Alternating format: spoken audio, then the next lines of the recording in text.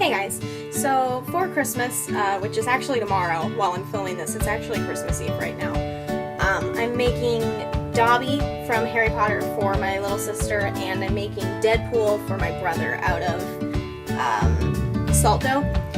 They're currently in the oven because I'm filming the intro after the video, but I'm only making Dobby for my YouTube channel, so I'm going to go ahead and take you to the video. The salt dough recipe is pretty simple. It's 2 parts flour, 1 part salt, and then you go ahead and mix those 2 dry ingredients together. And then off screen I added 1 part warm water and mixed that in with the flour and salt.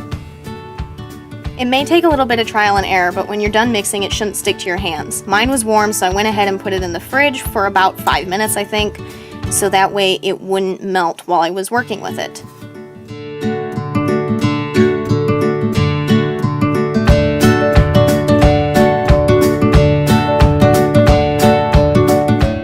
I ended up sectioning off a little piece of the dough here, and then put down a piece of tin foil so that way I could move the dough into the fridge whenever it started to get melty or sticky.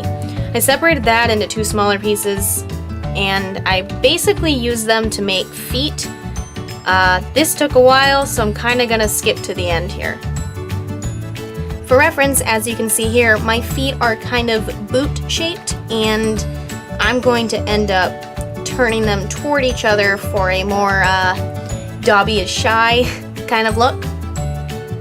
Alright, so my feet and legs are done, and now I'm making the body by making the bottom part thicker and the top part a little thinner for the neck.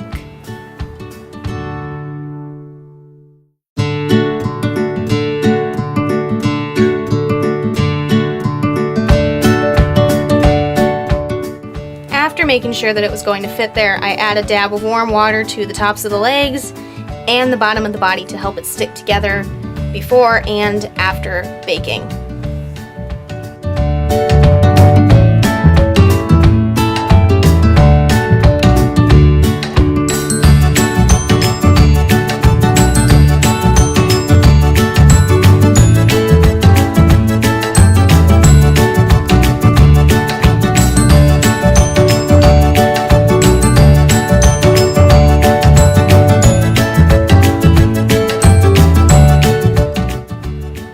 After the body's in place, I take a ball of aluminum foil and push it up behind the body to help keep it standing straight before I take it and put it into the fridge.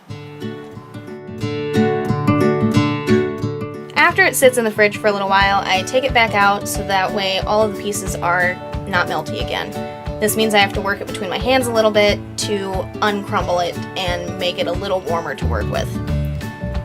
This is where I make the head, which still has to be kind of small to be lightweight, but still has to be big enough that I can put eyes on it when it's done baking.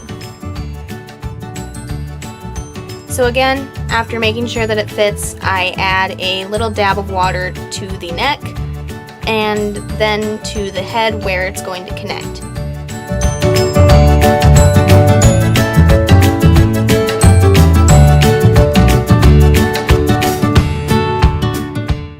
After I put it on, I ended up using the end of my spoon to push the back of the head into the neck a little bit more to help hold it into place.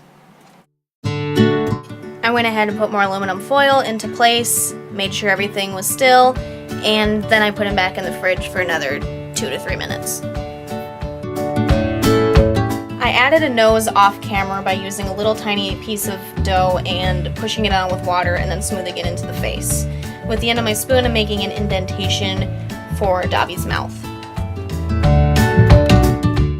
Again, off camera, I added some ears. I made them in the palm of my hand and formed a little flat ball and smoothed it into a teardrop shape. And there was no way I would be able to do it on camera, so I did it off. Sorry. Preheat your oven to 250 degrees Fahrenheit and put them in for about 45 minutes. I'm going to be checking mine every roughly 5 minutes to make sure that they're not too hard or crumbling or falling down. I'm going to be uploading this video in 2 parts, so this is the end of part 1, It's just to help keep it shorter so upload time is faster. Part 2 will be painting Dobby and probably sealing him, and then that'll be it. Thank you guys for watching. Leave any suggestion for any kind of craft, dollhouse or otherwise, in the comment section below, and I will see what I can do. I'll see you guys next time. Bye for now.